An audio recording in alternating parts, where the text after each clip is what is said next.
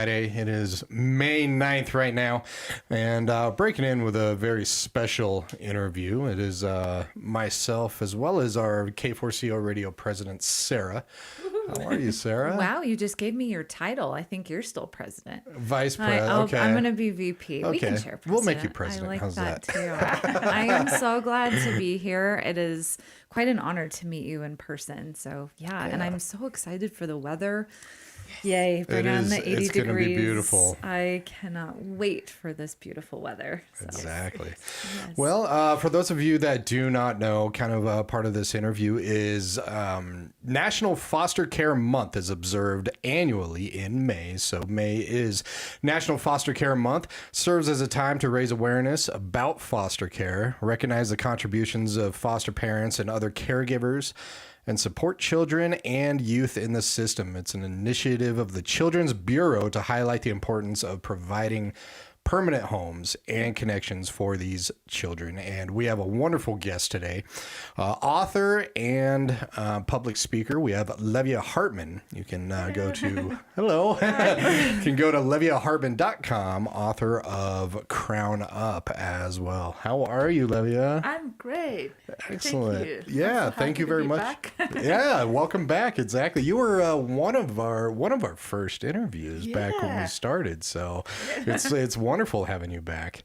So and thank you very much. So you reached out and you really wanted to talk about National Foster Care Month. And first of all, on your book, Crown Up, From Immigrant to American Dream, talks about you coming over here from Africa and your entire journey getting here, which is just amazing. So for our listeners right now, just kind of start from the beginning, give a little background from when you were in Africa. Yeah. So once again, thank you for having me. So I grew up in Africa, Liberia, but I think I consider myself American because I've been here almost 20 years.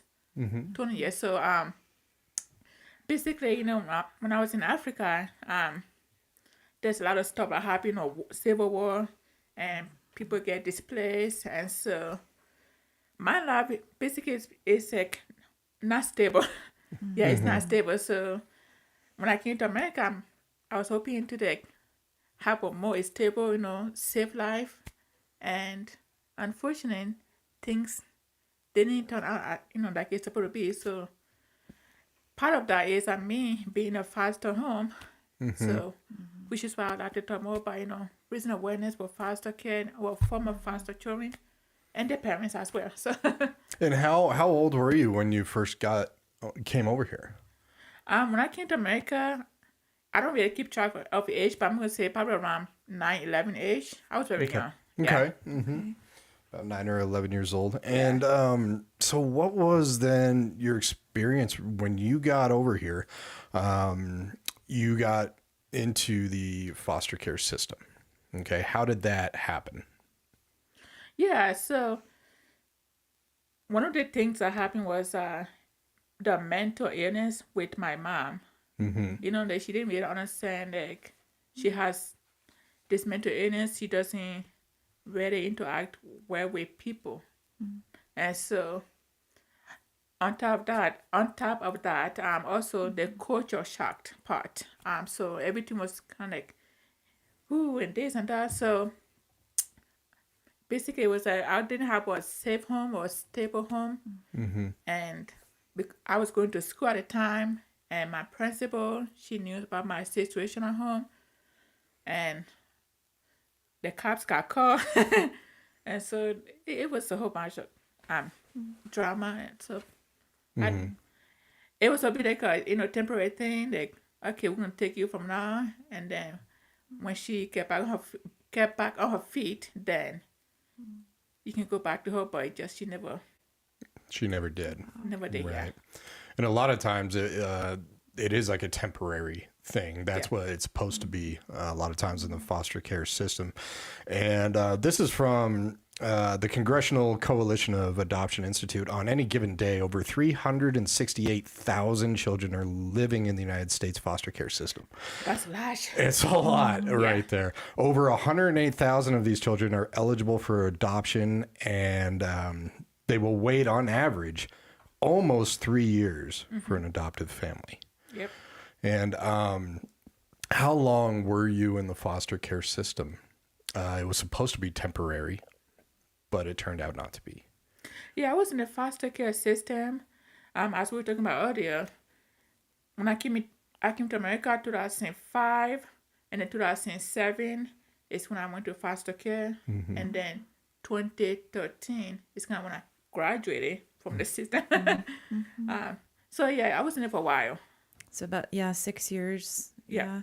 When you moved, I mean, my God, you have such an impactful story. I mean, I've just even reading the back of this, I mean, it brings me to tears just reading the back of this. I mean, what you as a woman, as you know, I mean, I'm just going to read the back of this so our listeners can actually understand. Fleeing poverty and oppression in Liberia, you and your mother settled in the USA. I'm curious where you actually moved to. Do you remember when you were 11? You moved to Colorado. Yeah, Colorado. You were here. Okay. Great choice. It's a beautiful spot in hope of achieving the American dream. But all too soon, facing the shadow of the past and the brutal reality of culture shock, Levia has to question her own strengths and faith when forced into foster care. I mean, to go from moving from everything that you've known, completely everything is, I mean, I've visited Africa and it's beautiful, but very, very different, of course. So yeah, the culture shock, I mean, everything is different. Yes. And then to have, you know, a mom and a new school and to get thrown into a new system. So I'm going to just keep reading because if you guys haven't read this yet, please do. It's amazing. In foster care, Levia faced the challenge of teenage life and relationships. In her search for romance, Levia met a nice guy. Yeah, a nice guy. I love that you put that in quotes from church. She let her guard down and fell into the trap of a sexual predator. The amount of times that I've heard that, it's very, very common, and it's tragic in this. And you go on this traumatic experience led Levia to battle suicidal thoughts. Follow Levia's journey as she navigates the good and the bad of the American dream. Yeah. If that's not the most powerful, like, back of a book, if I've ever read one, I mean, this is amazing. So for all of those that are listening and watching, please go read Crown Up to, you know, discover your journey. So you moved to Colorado at about age 11, and then had the fallout with your mom and a new school. You know, now police are into your world. Yep. What was your first introduction really to foster care here in Colorado? So my first introduction, as I said, when I got taken from the apartment we lived in, I went to this white farmer's home. This will be like, you know, temporary thing. They hey, you can stay for a week or so, you know, until we figure out something. And then from that home, it turned to a year, and then 2 years, and then our officially became like foster care in the system. They're like, well, since your mom, she's still doing her stuff, now you are in the system. So that was my first official foster care, and then I moved to another home. So that's my experience. How many different homes were you at in 6 years? 5. 5 in 6 years. Wow, that is almost one every year. Did you have any contact with your mom through those 6 years? You did. Yes, I did. Okay. I did talk a bit about it in my book without giving too much information. Right. But yeah, it was like she would pop in and out, like, but we were so distant, like we became stranger. Yeah. Because, you know, like I became adapted to the American life, you know, the culture. I'm used to, you know, eating the pizza and this and that. And she was like, I don't know you, like a stranger. A strange, right? So exactly. It was very hard. Our relationship became very hard. Yeah. Have you reunited with her at all now? Are you guys still kind of estranged? No? Strange, yeah. Estranged? Okay. Yeah. Okay. And Wow. no, and that's about. This is also from Congressional Coalition of Adoption Institute. 46% of children and youth who left foster care were reunited with their families. And so that leaves 54% that were not. So you stayed in the foster care system through the entire time and then graduated, as you said. Yeah. What was the next step after you left the foster system? What happened then? When I left the foster system, basically it's like I was an adult, right? I was 18, so it's like I was on my own. Like we give you the tools, you know, you go to college, you know, you are like American now, you know, you have the experience. So basically it's like bye, see ya. But luckily, for me, I got in touch with an organization called Fostering Hope, which also I Fostering talk about Hope? in my book. They're the one that really, you know, helped me, you know, stay grounded. When I was having issues with transportation, if I have questions about, you know, finances and stuff, you know, those other things, you know, they were there for me. So I'm so grateful for them. Because, you know, like a lot of other foster kids, they don't have that luck. Because once they graduated, were emancipated from the system, it's like, What now? who do you have, you know, contact with? Right. So, Yeah. And so that's fosteringhopefoundation.org yes. that you were connected with. And you said the tools that you learned. Now, when you were in foster parents, I mean, did they give you some tools for when you did exit? Yeah. They did. Okay. Yeah. So one of the things I really liked was they did a couple of cooking classes. You know, they had special people come, you know, show us how to cook and use the oven, and so also finances. We talk about, you know, how to purchase your money, which was really helpful and great. But in reality, you know, when you're on your own, you know, I pay my own apartment the first time, and that was scary. I'm like, when does it do? Like, how much is it? So, but overall, you know, I managed. Yeah. You're a very strong woman. I mean, it is when you're met with adversity on so many different levels, to have the courage that you do, it's no easy task.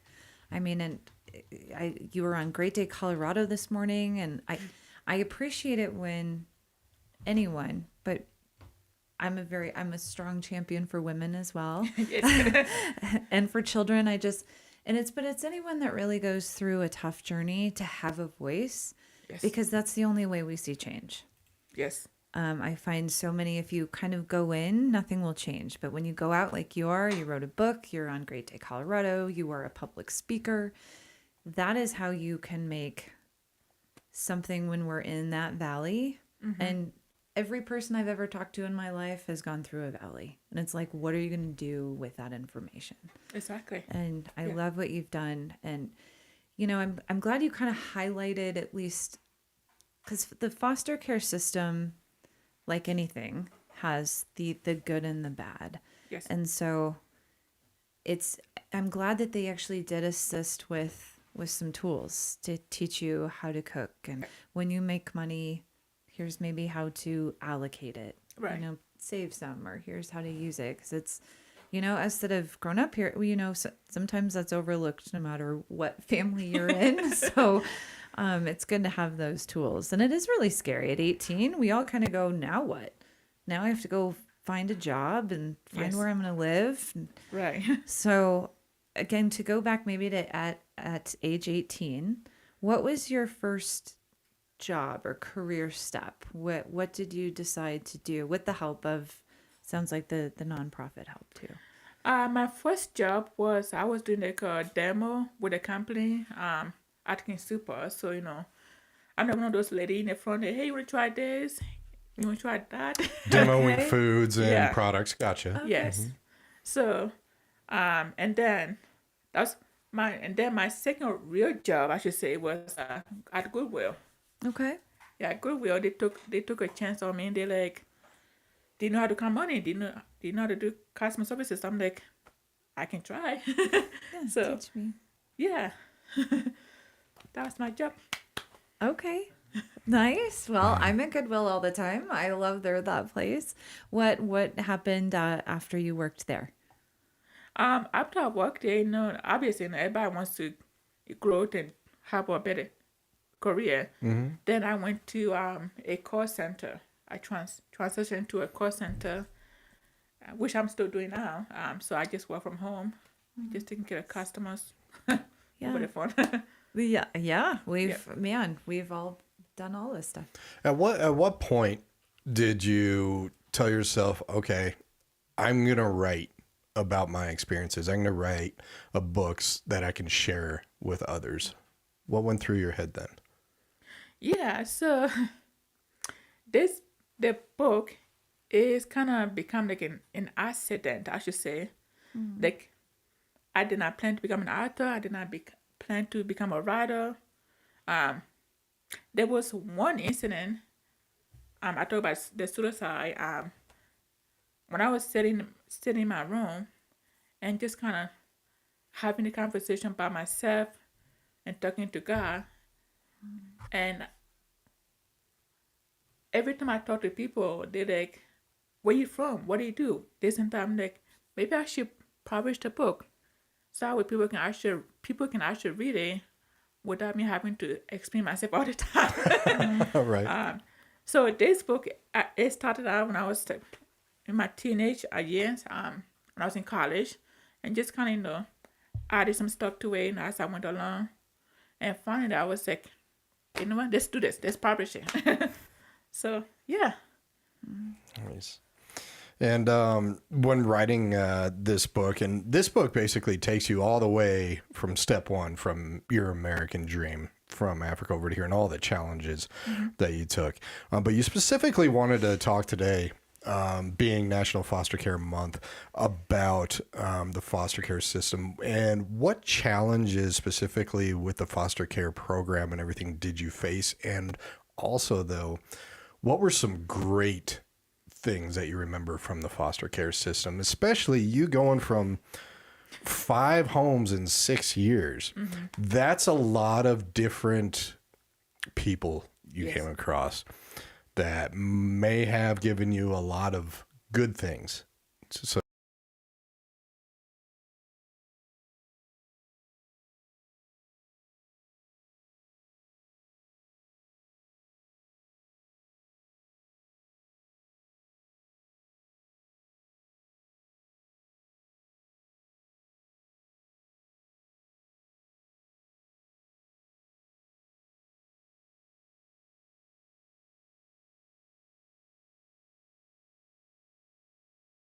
and they are doing their job, right? They're not required to, give you all that lovey-dovey to you, like, hey, this is my daughter. Whenever they introduce me to their friends, they say, oh, this is Levia. She's living with me. Okay. Anything else you can say about me? So, yeah. So, families is definitely number one.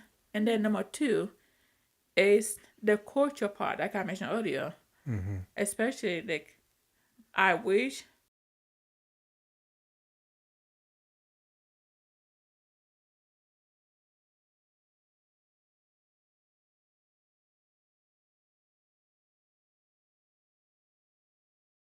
my culture, like, if I said something wrong, I'm being rude. Or if I say something in a different way, it's like, we don't like that behavior. So I got blamed a lot for some of that stuff. And but however, some good things came out. Like I said, I learned to be, independence. Like learning how to be interact with people and be independent by myself, not count like on other people to provide all my needs. right. And I learned to be stronger. I learned different cultures, like different food, like different homes had they cook different stuff, and so I liked I learned to experience different cultures. Also, when I was in different homes. So that's one good things. That's a lot of information, and definitely it's a young age to be able to learn independence right there. And so I can't even imagine what that would go through. And with all these kids that are in foster care, it's amazing how many children spend a significant amount of time in there, but the average is 22 months. The average is 22 months in the foster care system. So going through it for 6 years in different families and learning so much, especially a completely opposite culture that you came from. You're right. Completely opposite. Why? I want to ask you this. You reached out. You really wanted to talk about the foster care system. Do you still? Are you still connected with fosteringhopefoundation.org? Oh, yeah. Yes. Okay. Yes. You're still connected with them, and you still do work for foster families and parents and Yeah, I stuff like volunteer. that. Okay. Tell us a little bit about that volunteering that you do. I'm really curious. I mean, volunteer, I'm kind of like an advocate, like I'm there, want to help out with other things, like, transportation. If somebody need help, looking for a job, whatever, I'm there. So I would like to get more involved, like be like a mentor. So that's kind of my hope. So yeah, I really love the Foster Hope Foundation. They are really a great organization, and they help a lot with the family and youth. And so, even I was in I was one of the first people that was in a program. So now I'm like the oldest that work with them. Right. So which is really cool. Well, yeah, you've experienced a lot with the program, and I think that's really great that you just kind of want to give back and really help out when it comes to that. I love it. So, Well, you hit on a lot of key points. I mean, the world is looking for the quote unquote family that you talk about. It's the community, it's the relationships. There's not a day that goes by that I am not thinking it and reaching out. And I find so many. Oh gosh, I hope this doesn't get dark. Okay. We went to an event a couple nights ago, and Adoption Options was up there and speaking about very similar things. Suicide prevention. What are these kids doing? And having a mentor and having the quote unquote family. It's the support system that's so greatly needed. Yes. To say, you're not alone. What you are feeling, like we have all been there. Here's how to get out of it together. There's always hope and that light at the end of the tunnel. And I know many, many people, whether they're with their birth parents, foster, there's so many different elements of how people grow up. And to find whatever your family is and your support system that will accept you and love you unconditionally. Yes. That to me is at the core of the world, right? It's to say, here I am, here's my authentic self. Yes. And to grab onto those people that say, we love you, come into our tribe, come into our family, come into our community, and to support each other no matter what. I think all the rest of the stuff in life, I used to call it the sprinkles of life. Ooh. Which maybe you I can should steal read that. out. You can steal it. It's the sprinkles of life, all the details. But at the core, that's what we really want. Yes. We want connection. We want the safety. We want all of that. So when you grab onto that, so I love that you have taken your life journey, which, I mean, it's such a powerful story. I mean, I try and put myself in your shoes to be uprooted at age 5 or 6 with an unstable situation to a different continent, which I know nothing about. I would have been lost and scared. And now what do I do? And to get thrown into, and just so much unknown. And I love that you are now wanting to even get more immersed and to be a mentor for these kids that are going through it. Yes, ma'am. So I'm hoping that people out there that are listening that can be a mentor or reach out your hand and say, hey, I've been there. Let's talk about it. Yep. And what we can crawl out of anything that we so desire. Yes. But it's So, yeah, like if you want to get involved to become a foster parent, or foster, whatever you want to do, you can just, reach out to, there's a lot of different organizations. You can, Google the names. Even there, you can just volunteer, you don't have to be, have a home for them or for the foster parents. You can just provide, support, like mentor, just reach out to them even once in a while, be like, hey, let's go grab a lunch or let's go shopping or go to the mall. That will help uplift their spirit because right. they just want a friend, somebody that they can talk to. Of course. Yeah. Yeah, the emotional, mental, I mean, these are all the different life buckets. Like I feel like, let's see, there's the emotional, mental, physical, and then the spiritual. And all of these, How Full is Your Bucket? I love that book because a lot of us aren't, I'm never totally balanced. Right. Where some days I'm physically tired and boy, I'm emotionally just at the end of the day crying. So it is We are. exactly. Yeah. That is so common, and to have someone that you can reach out to is so valuable. And and I find that when I'm helping someone else, I feel so much better at the end of the day. Yes. I'm like, man, I just supported someone along the way, and it helps fill up my bucket. Yes, ma'am. So Yeah. thank you for doing what you're doing. Thank you. Well, truly, it makes a very big difference. Especially creating some kind of stability when it comes to relationship. That's why I really like that you still work with fosteringhopefoundation.org. Just in Colorado right now, they say we have probably about 2,500 youth, or no, 3,500 children and youth living with Colorado's 2,471 foster families. That's quite a few families, which is nice. There's 7 placement agencies in Colorado that people can reach out to, which is great.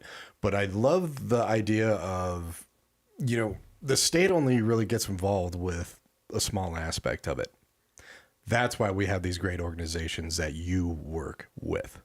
So if you could kind of like fast forward a little bit, what would your dream be to work with these kids? What would be like your ultimate goal with fostering hope?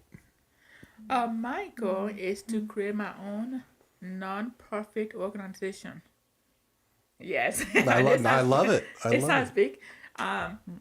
So what I found out is, a lot of kids, they need clothes. They need, like makeup and for girls, makeup. And so I'm like, I want to have my own little boutique where, they are welcome to grab whatever they need, like clothing.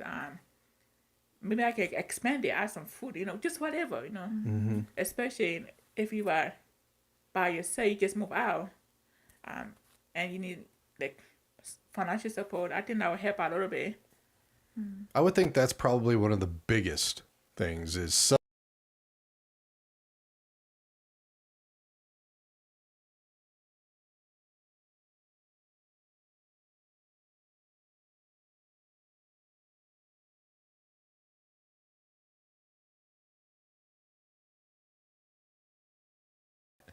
and of course your entire life leading up to this, that is your passion. Yes. For this. So I think that's absolutely amazing that you want to start that. That would be great. What do you think are some of the biggest mental things that you need when you do graduate and move out? I mean, of course, you need a job, you need finances, you need clothes, stuff like that, a place to stay. But the biggest thing I think would be mentally when it comes to that. What do you think are some of the biggest mental challenges that you go through? It will be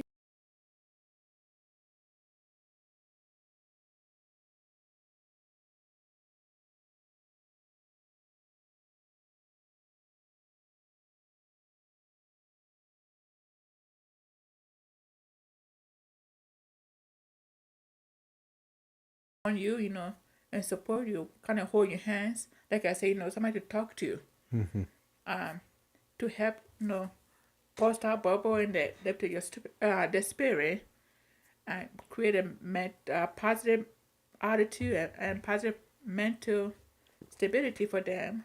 So that way, when they go out into the world, for example, job interview, they say, hey, I got this. I know how to talk to people because I can remember this person who cares about me. That talked to me the other day,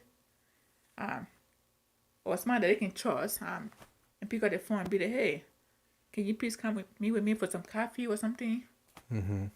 So, yeah, that's one of the biggest things I wish I would have had as a support. And that's a good point, and I apologize if you said this earlier. So when you graduated Yes. from, when you left the system, the foster care system, did they tell you about this nonprofit, or did you personally find it? They told me about it. They did. Yeah. Okay. Because I was going to say that would be a good. I'm glad that they did and said, Yes. here's a resource for you. But that was right. When did you get introduced to them? Was it right at 18 and they said, here you go? I was introduced to them while I was in their home. That was Okay. my last home. Okay. So the Foster Home Foundation, what they do is they help with the fostering parents and the kids. So as I mentioned, Perfect. basically they're like trying to help lift of the duties for the foster parents. Am I saying right? Yes. So like they will, for example, if the kids need a ride to school, they are there. If they need help, with transportation to doctor's offices, they are there. So that way the foster parents can have a little bit of a relief in their, from their duties. No, it's good. I've started 2 nonprofits and back in my day, and I currently work for one my focus has always been on children. Those are Right. the innocent, and there's so many wonderful nonprofits out there. You're right, But right. and the passion is right, like wherever your heart is, and I love it, especially the own personal testimony and story. But to help kind of bridge the gap there. So I'm glad they start before you're 18 and say, hey, kind of get familiar with this Right. nonprofit or organization, and they will help with the next steps. But even you could build upon that, like what you're alluding to is to have the mental and emotional support to have a mentor. Did you get paired up with one-on-one to have a mentor? Okay. No, I did not. Okay. No. Were there some mentors that you still think about or that you're still connected to that Yeah. really helped you greatly? Yes, sir. Yes. What were some of the biggest things that they helped you with? So I would say the emotional support part. So, for example, when I graduated from college, they were there to cheer me on, be like, hey, you did it, you graduated. And then when I got married, they were there for my wedding. So I feel like I had a friend. It's somebody that they care enough to take the time from their schedule to be there. So those was some of the biggest things that I think it helps me a lot. And you're still connected with them? Yes. That's wonderful. I think that's probably one of the biggest things. You just said it perfectly. Someone to be there, Just be there. you know. Yeah. Oh, see, I mean, it's important to all of us. I mean, you're moving us to tears. How long have you been married? I've been married for 5 years since 2020. Okay. I love that your whole body just changed. That was so fun to watch. Well, I tried the brush. I love I was it. like- Oh, the spark is there after 5 years. You gotta love it. Well, that's amazing. Thank Well, you. Congratulations on 5 years. That's a testament. Yeah. Thank you. Very fun. I love it. Very cute. How did you meet this nice guy? This is a legitly good guy. Yeah. So as I mentioned in my book, we met online. So we were kind of, I was messing around, and then I found him, and then I became serious. I'm like, okay, let's do this. So at first it was kind of like, whatever, he was cute. He's cute. But then it was like, okay, I like him. That's awesome. That's pretty normal. Yeah. That's like, okay, maybe. Yeah. Roll the dice on this one. Exactly. Oh, well, that's cool. I love it there's so many great dating sites that people find that true match. And is he from Colorado? Oh yeah, he's native. He's native here? Native Colorado, yeah. Okay. Yep. Very nice. Well, I'm so glad that you found. Hopefully, he's a wonderful support system for Oh you. yeah, he better be. He better. Yeah, You wherever watching? you're watching. Yeah, he's like, Yeah, yes, he's great. Yeah, I love him. Oh, that's Yeah. amazing. Oh, well, I do love your journey. I hope, there's so many things we could delve into. But no, I think to be a mentor, and for those that are listening, I mean, please reach out and Yes. definitely, I mean, this is probably, you can buy this. Where can people find this? Yeah, you can buy it on my website, obviously on leviahartman.com. You can go on Barnes and Noble, Amazon, Okay. and basically just search for the book and it will come out. I love it. Crown Up. And how did you create the title? How did you invent Crown Up? So the title, it came to me like, and this doesn't sound corny, but it came to me in a dream. Like, I was having a dream and I saw myself, like somebody that is like a daughter of higher, because I'm a believer. So I'm like, I'm the daughter of a king. I'm loved. I'm cherished. And so one word came out, crown. Okay, what do I do with that? And then up. Okay, he's up. so, so crown up is like my identity. Like young girl to, always wear the crown as a person, stand tall, believe in yourself. Don't let nobody mistreat you. So, yeah, that's Wow, you are so incredibly wise. I love it. We Thank you. need to hang out with each other. It's so true. Believe in yourself. You mentioned everything that's so important. The mental, emotional health, believe in yourself. Yes. And to find the independence at a young age.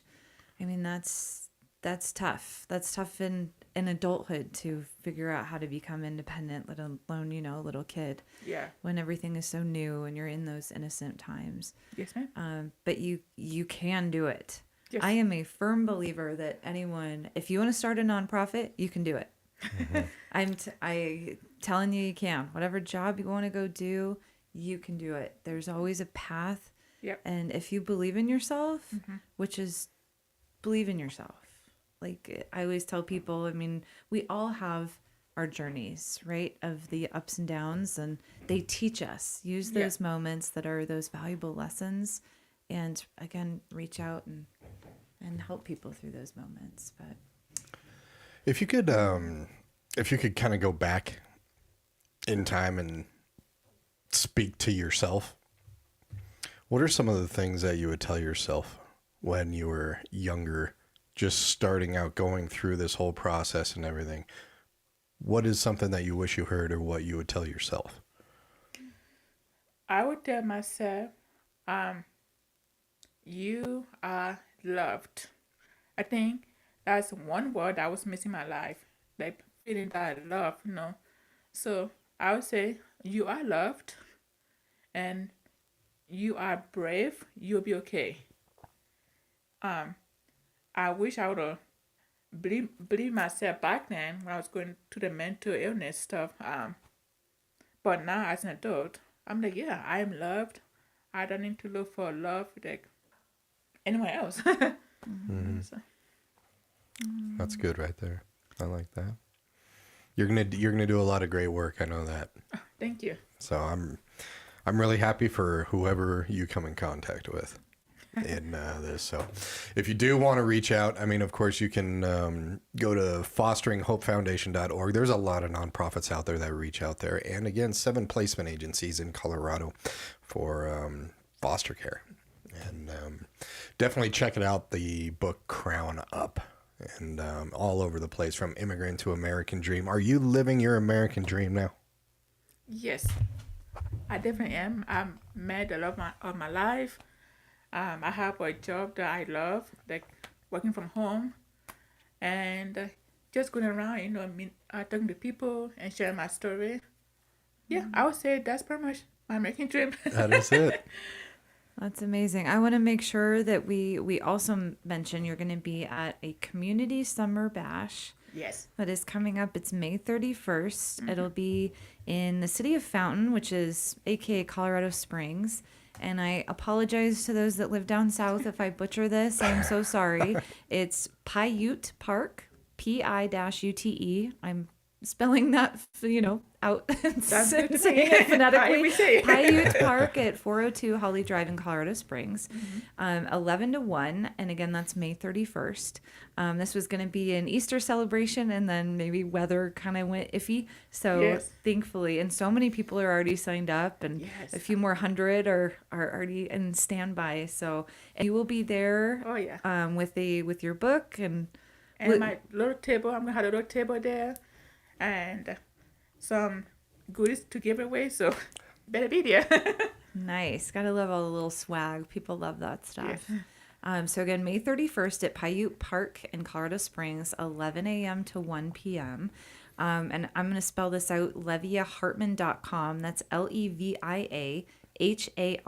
LeviaHartman.com. I mean, she has her bio on here. I mean, if this doesn't move you, I mean, the back of the book moved me. I was like, oh my gosh, it's so empowering. I want people to know that they are loved. I love that you said that. Mm-hmm. I have a 6-year-old son, and I tell him every single day, I love you unconditionally, Yes. no matter what. And he is now turning around a lot with me saying, Mom, it's okay. Because you are okay and you are loved. Oh. Because it's when you find those people in your life that you are there through thick and thin. Yeah. Whether it be one person, a best friend, a husband, a wife, Yes. you find where you can those relationships to say, I support you no matter what. And we Right. will get through it together. Mm-hmm. And that is so strong. And I agree. If I could go back and tell myself when I was a little kiddo, I would have said exactly the same thing. You are okay and you will get through this. Yes. Yep. And you are loved. Yep. That is so powerful. Can we do a little tease? I heard you might be coming out with another book. Is that correct? Possibly. No? We're gonna dangle it out there just in case. If you start scribbling some stuff down, Oh, you yeah. never know what the future will hold. Exactly. Yes. One is pretty. Neither of us have written a book, so One is enough for now. it takes all of my power to actually write a paragraph on social media. So my hat's off to anyone who can write a book. So, that is a big feat just in that. All right. Well, really, definitely great luck, and I really hope that you go through and kind of think about starting that nonprofit. It would be wonderful. I'm curious if you've thought of a name for it. I did. You don't have to share it. Yeah, Okay. you don't You have don't have to share That's it. Of course okay. not. I Of said course that's me not. sneaky. Yeah. Okay. But I really look forward to it because, this is the second time you're here. And now it's on video and streaming through and just absolutely wonderful. So check out the book, Crown Up, by Levia Hartman, From Immigrant to American Dream. And you are now living your American dream, and that's amazing. And just the amount of challenges that you've gone through, I know that you are going to really, really help out some great kids out there. And there's a lot of them. I mean, again, over 368,000 in the United States and almost 3,500 children just in Colorado alone. I'm glad you came to Colorado. I'm glad that was your first stop. It wasn't my choice. It was. I was just kind of dumped into it. So it wasn't your choice at No. all. All right. It wasn't. No. Well, you landed in a good spot. You did. Thank you. I always call these little happenstances our miracles by happenstance. I love it. Yeah. And it's I should write a book. You and I could co-write a book. Yes. I love it. It is sometimes, I look back at my life and I'm like, okay, I made that little and then you end up over here, and I'm always so glad that the way that I wanted my life to turn out didn't turn out that way. Exactly. Yes. Because I rely a lot on faith as well. Because I feel like when I'm trying so hard to make something happen, the universe is telling me stop. Right. Like, Something else. I got that. Redirect you. Exactly. There's a reason that we're going to go down this journey. Yep. And I know you're faith-based, and this got me personally out of a dark spot as I felt really alone for a long time. And my mom reminded me of the footsteps in sand.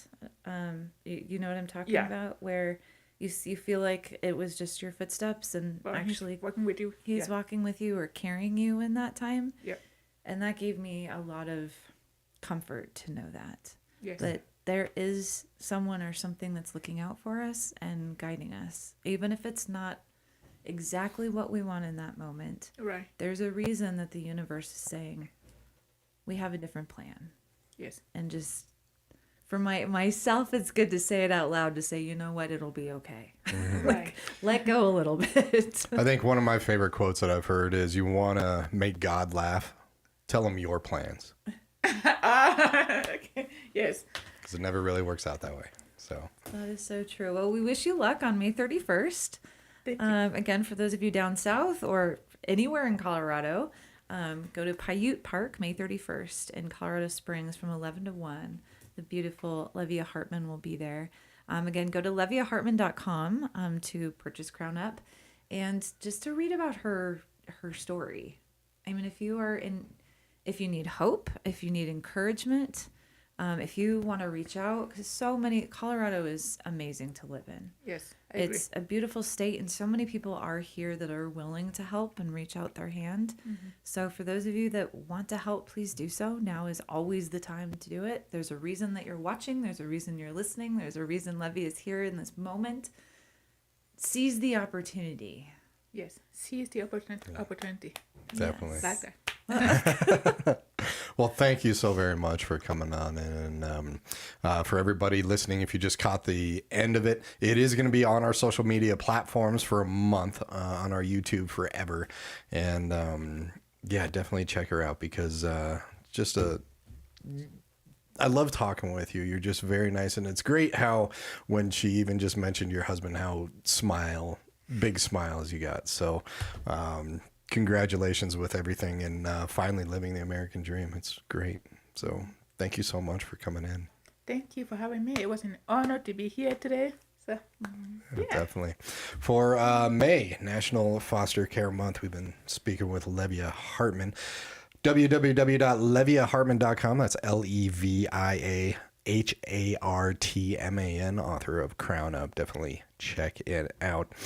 Stay tuned for afternoon mix music here on K4CO Radio, as well as from down in Colorado Springs. Actually, Scotty Allen is going to be coming into the studio and playing some live music for us. Ooh. So I think definitely at 5:30. 5:30 this afternoon. This so afternoon, exactly. So tune in for great music. He's another amazing, just soul like you are, and so inspirational. Scotty Allen. Allen. Scotty Allen. Yep. Cool. Yep. He's in your neck of the woods down in Colorado Springs. So. Oh, really? Yep. All Yeah, right. We gotta exactly. meet. Absolutely. We'll arrange it. Yep. And I wish you the absolute best. I know you're going to change a lot of lives in your life. So thank you very much. All right. Thank you. Take care, everybody, and have a good rest of the day. You will hear from us a little later at 5:30. And happy Friday. Happy